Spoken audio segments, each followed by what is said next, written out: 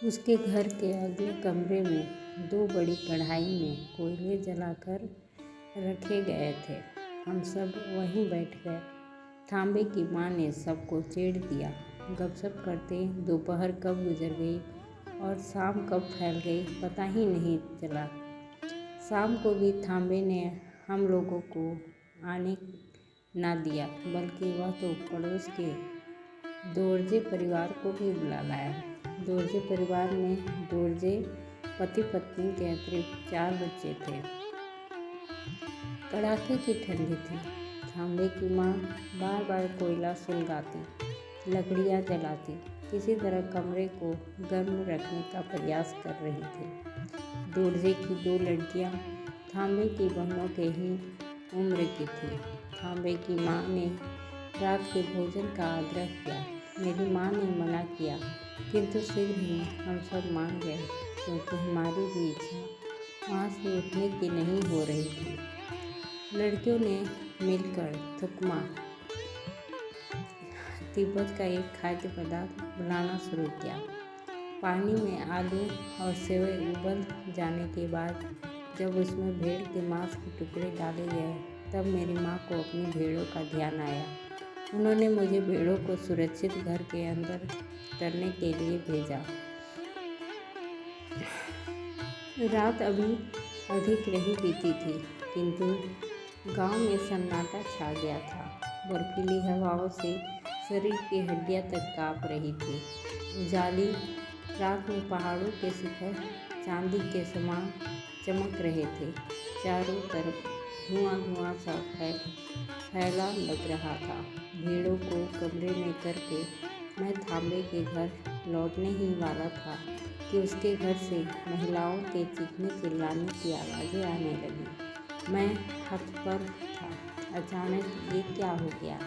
अभी तक तो सब ठीक था। मुझे लगा हो न हो हान आ गए होंगे, कहीं से खबर पा गए होंगे कि कई परिवार मिलकर उनके विरोध में षड्यंत्र रच रहे हैं। मैं थांबे के घर की तरफ भागा। दरवाज़ा अंदर से बंद हो गया था। मैं कुछ देर बंद दरवाजे के सामने खड़ा रहा, फिर उसे पीटने लगा। अंदर का शोर इतना अधिक था कि उसमें मेरा दरवाज़ा पीटना निष्प्रभावी हो गया। जब बहुत देर तक दरवाज़ा नहीं खुला, तब मैं चुपचाप खड़ा हो गया। महिलाएं चिल्ला रही थीं। मैं बेबस छटपटा रहा था। उस दिन के जितना असहाय मैंने स्वयं को कभी नहीं पाया। कुछ देर बाद हान बाहर निकले। मैं घर के पीछे छिप गया। जब हान चले गए, तब मैं अंदर गया। थांबे दम तोड़ चुका था। मेरे पिता और थांबे के पिता गंभीर रूप से घायल थे। मेरी माँ और थांबे की माँ एक दूसरे से सटी खड़ी भय से जड़ हो गई थी। लड़कियों ने खुद को कमरे के अंदर बंद कर लिया था।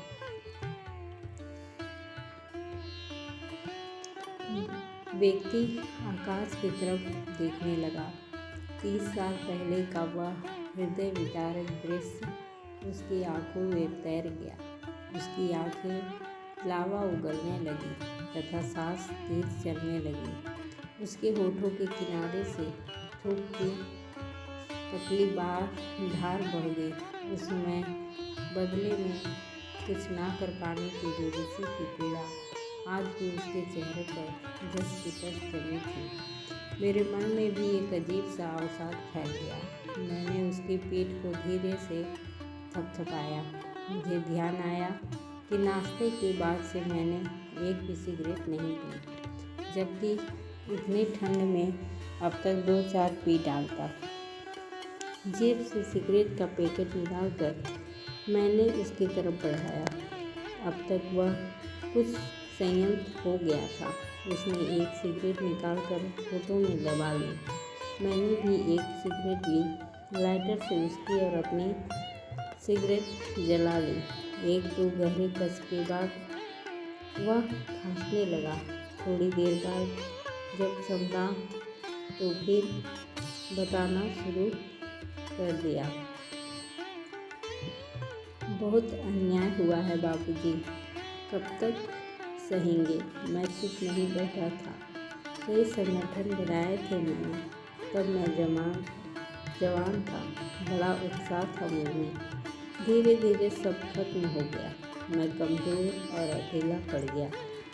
हाथ के इशारे से उसने बताया, इधर देखिए बाबूजी, ये जो सामने की पहाड़ी है, ठीक उसके बगल से जो रास्ता जा रहा है, वहाँ एक तिब्बती मंदिर है। सैकड़ों लामा वहाँ चक्र घुमाते, ध्यान लगाते पड़े रहते हैं। मैं कहता हूँ, चक्र हिलाने से तिब्बत आज़ाद नहीं होगा। उठो, जोश में आओ, कुछ करो, जवानों में जोश भरो। तुम्हें कितने बच्चे हैं? मैं विषय को बदलकर मूल कहानी पर लाने का प्रयास करता हूँ। तो 2 हैं बाबूजी, दोनों बेटे हैं। अब तो बाल बच्चे वाले हो गए हैं, पर हैं सब निकम्मे ही, खाते पीते पड़े रहते हैं, कुछ काम धंधा नहीं करते हैं। कहते हैं बाबूजी, अपना घर बार अच्छे से संभालते हैं, हम दोनों का भी ध्यान रखते हैं। फिर किस बात की चिंता है? चिंता क्यों नहीं है बाबूजी, मैं इतना प्रयास करता हूँ कि इनकी बाहें फड़के, इनका खून गर्म हो, पर सब बेकार। मैंने जो यातनाएँ भोगी है वह सब बताता हूँ, किंतु मसूरी की हवा इतनी ठंडी है कि इनकी नसें जम गई हैं। खून गर्म होने की बात तो दूर, पिघलता तक नहीं है। घरवाली कहती है, इसमें बच्चों का क्या कसूर, जहाँ इनका जन्म हुआ है वहीं से इनको लगाव होगा, तिब्बत से इन्हें क्या लेना देना। तुम्हारी शादी तांबे की बहन से ही हुई या किसी दूसरे लड़की से? मैंने प्रश्न किया। वही तो बता रहा था बाबूजी। वह फिर से अपनी अधूरी कहानी पर आ गया। वह रात बड़ी भयावह थी और शायद अब तक की सबसे लंबी भी। माँ सिसकते सिसकते खामोश हो गई थी। तांबे की माँ बेहोश पड़ी थी।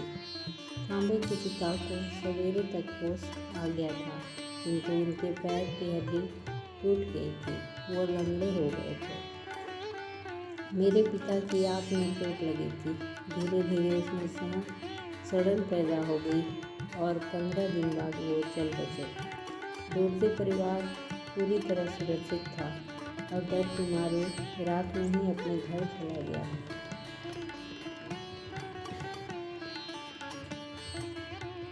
तांबे के माँ बाप अब अपनी बेटियों के बारे में अधिक चिंतित रहने लगे थे। इस घटना के कुछ महीने बाद उन्होंने बड़ी बेटी की शादी कर दी। जब तांबे था तब तय हुआ था कि दोनों बहनों की शादी एक साथ ही कर दी जाएगी, किंतु अब परिस्थिति पलट चुकी थी। एक अदृश्य डर तांबे के माँ बाप को खाए जा रहा था। खान का डर नहीं बाबूजी, अकेलेपन का डर, वीरान एकांत में तांबे की यादों के मर जाने का डर, जो लाख ना चाहने पर भी मरती ही रहती थी। दोनों बेटियां अगर एक साथ विदा हो गई तब तो भाई भाई भन्नाटा वह घर तांबे के माँ बाप की धड़कन को ही दबोच लेगा। इसलिए तय यह हुआ कि घर एक साथ खाली ना करके सोमम की शादी साल 6 महीने के बाद मेरे साथ कर दी जाएगी। अब सोमम पहले जैसे चहकती नहीं थी। उसकी आंखें किसी गहरी झील की तरह डरावनी लगने लगी थी। मैं उसे पहले जैसा ही देखना चाहता था, इसलिए तरह तरह की युक्ति खोजता था जिससे वह खिलखिला कर हंस दे। उसी युक्ति खोजने में एक दिन मुझे इतनी निर्मम युक्ति सूझी कि आज तक उसकी पुकार सुनाई देती है। हाँ बाबूजी, उस दिन वह पहाड़ी पर घास काट रही थी, एकदम सीधी पहाड़ी। मैं वहाँ पहुँचा, उसने मुझे नहीं देखा। मैं उसे चौंकाना चाहा। सोमन, हाँ। सुनते ही वह ऐसी लड़खड़ाई बाबूजी कि बस उसकी आवाज़ ही गूंजती रह गई, बचाओ बचाओ।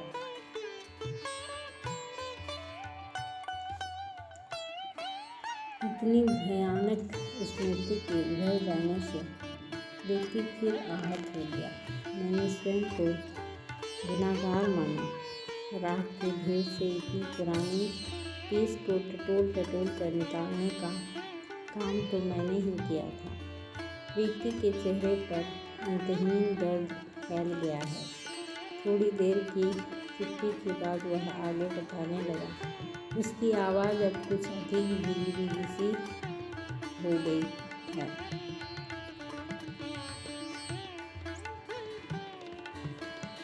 एक के बाद एक इस तरह की घटती घटनाओं ने मुझे तोड़ दिया।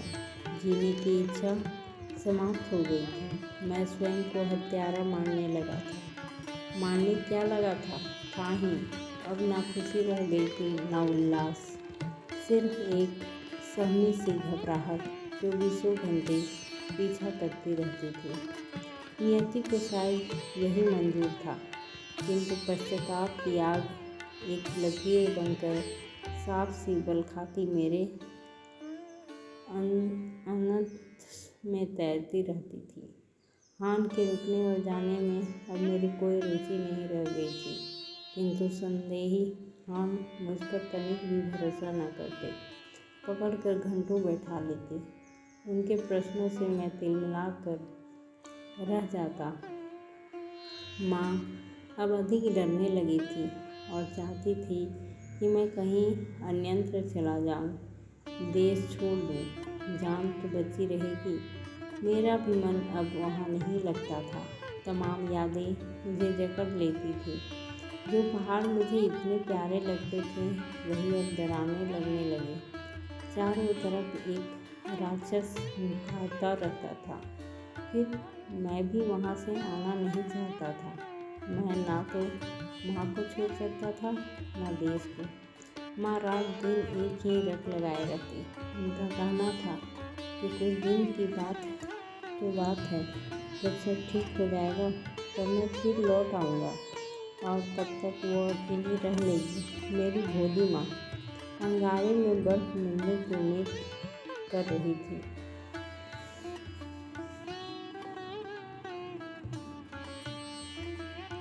मैं उलझ गया था। मेरे मन में अनेक सवाल उठने लगे थे। लक्ष्य स्पष्ट नहीं था।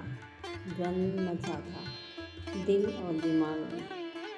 उचित अनुचित, न्याय अन्याय का द्वंद्व उलझन बढ़ती जा रही थी और दिमाग काम नहीं कर रहा था।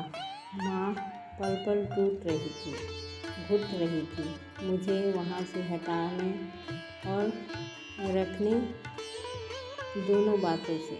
मैं उनकी छटपटाहट को देख रहा था। जानता था मेरे वहाँ से ना हटने के कारण वो जितना रोती है, हट जाने से उससे अधिक रोएगी। फिर एक रात, भयानक ठंडी रात, उसी न्याय अन्याय के द्वंद्व के बीच मैं माँ के लिए माँ को छोड़कर भाग आया।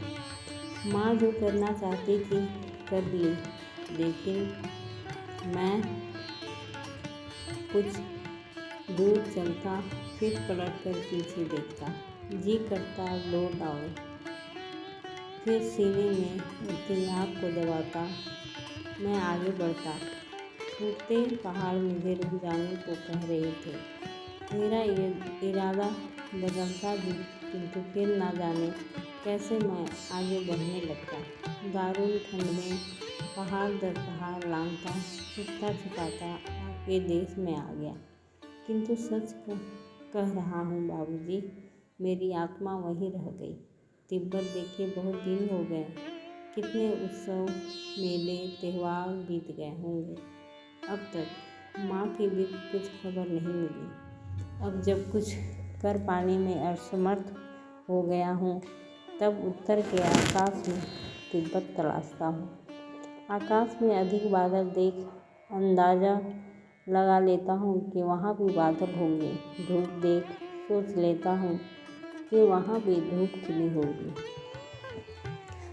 व्यक्ति चुप हो जाता है। उसके बारे में जानने को मैं जितना आतुर था, जानकर उतना ही एहसास से भर जाता हूँ।